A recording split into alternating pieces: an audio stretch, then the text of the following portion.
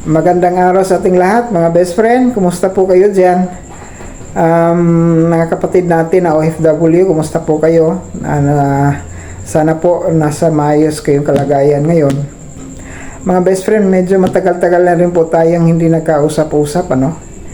Hindi ko lang kasi matitiis, mga best friend, na hindi magbigay ng ating opinion, lalo na sa mga nangyari natin ngayon, ano? Dito sa Kongreso at saka sa Senado. Pag-usapan natin ngayon, mga best friend, yung ginagawang budgeting nila ng Kongreso at saka sa Senado, ano? Budgeting for 2025 sa bawat ahensya ng ating gobyerno. Kung natandaan nyo, yung first hearing ng budgeting nila sa Kongreso at saka sa Senado, kung panunuorin nyo doon, tutol na tutol sila si Senador Grace po at si Senador Aimee.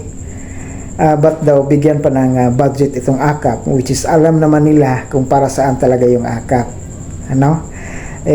Para daw baka naman daw ibibigay ayuda na naman daw po yan. So yan po, tutol na tutol at saka parang galit na galit pa nga yun sina Grace po at saka si Aimee Marcos at that time, ano? Sa final hearing nila, nagulat na lang po tayo na merong approve sa kanila ng Senado at saka Kongreso na merong approve na po ang AKAP na 26 billion, mga best friend. Ang Senado merong 5 billion na budget. Sino hindi magugulat dyan? Sabi ko nga, yung not first hearing nila, tutol na tutol pa itong si Senador Aimee Marcos at saka si Grace po.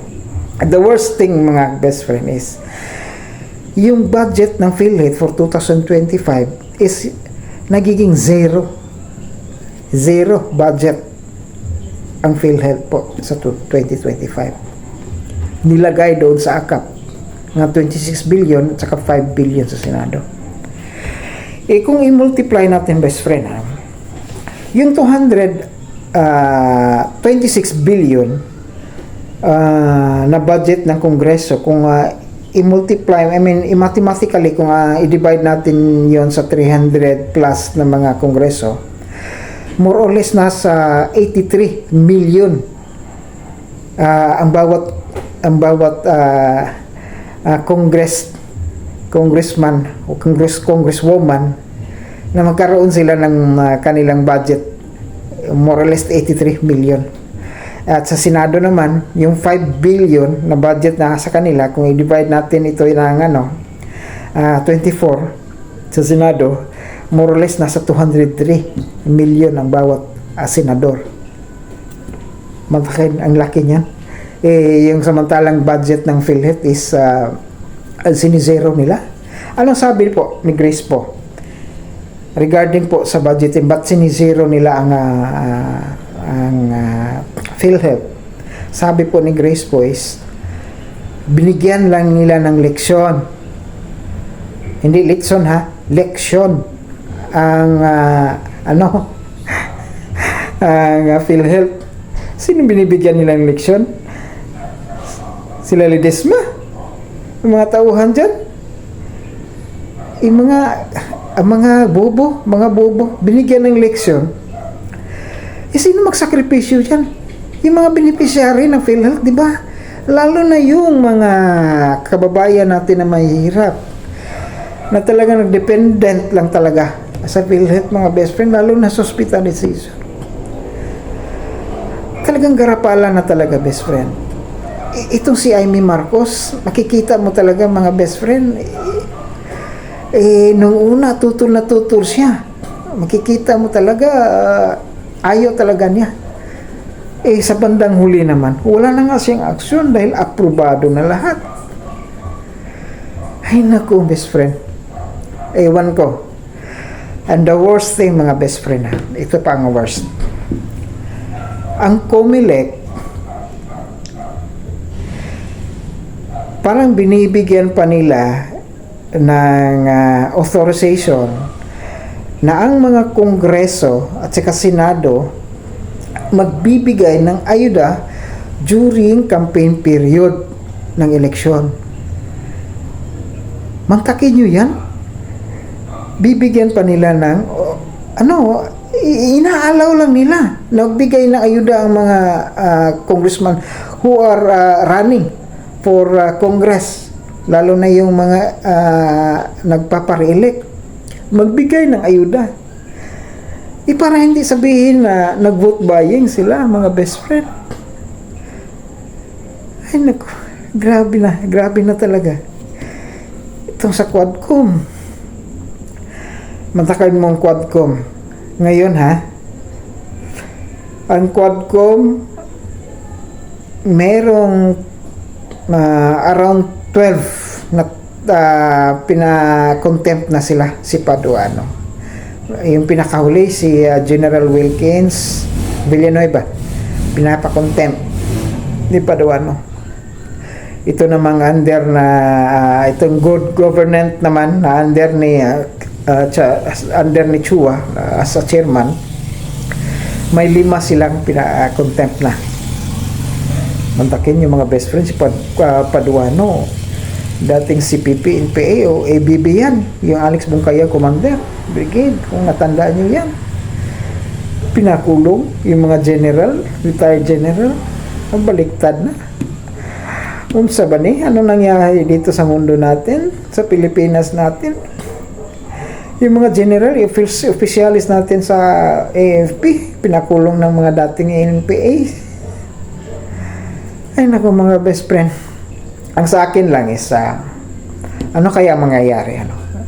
Kung mag-aalsa na yung mga, lalo na yung mga retired natin ng mga officers, mostly kasi sa mga pinakontempt nila is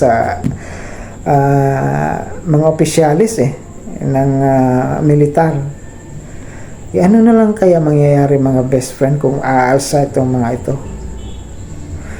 Hindi naman natin masasabi na itong mga active natin ng mga kasundaluhan, yung active natin ng mga opisyalis ng ating militar is nasa panig talaga ng gobyerno.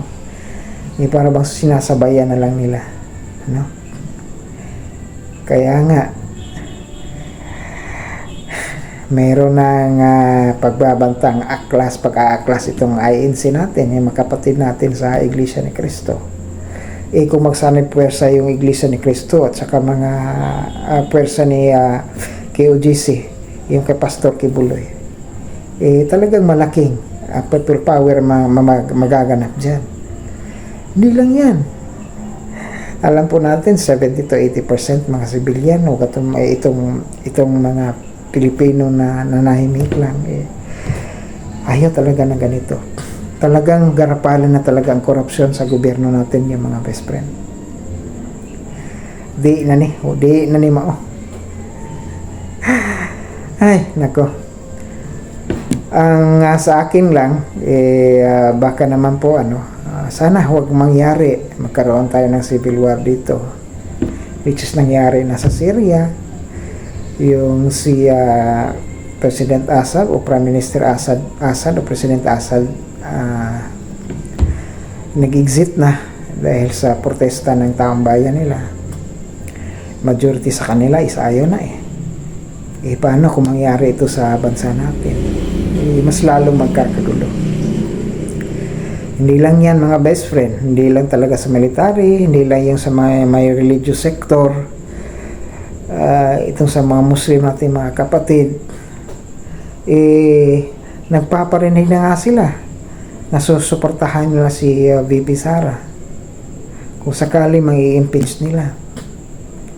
Mantakin mo naman, ang nag-file ng impeachment sa kanila is Makabayan Black. Alam naman natin kung anong Makabayan Black, mga best friend, di ba? Ang question dyan is yung accused na sila Castro,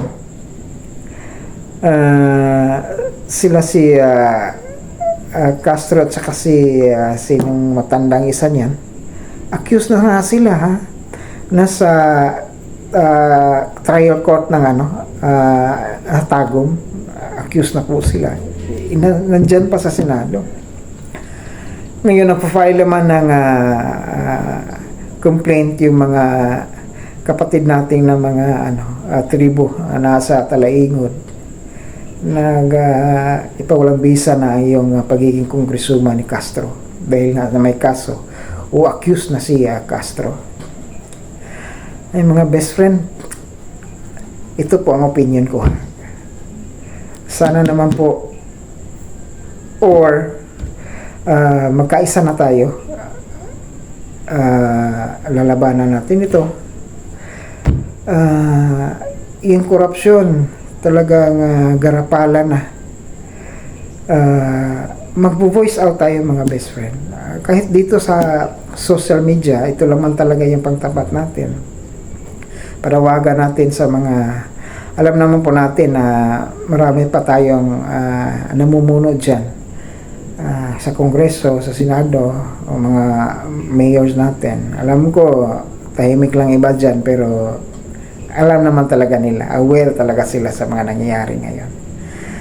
Lalo na dyan sa Kongreso. Kayo mga best friend, ano pong opinion nyo? Sana mag-comment naman po kayo dito para alam natin at saka masashare natin sa susunod na i-upload natin. Yan lang po. Maraming salamat sa inyo mga best friend. Be blessed po sa ating lahat.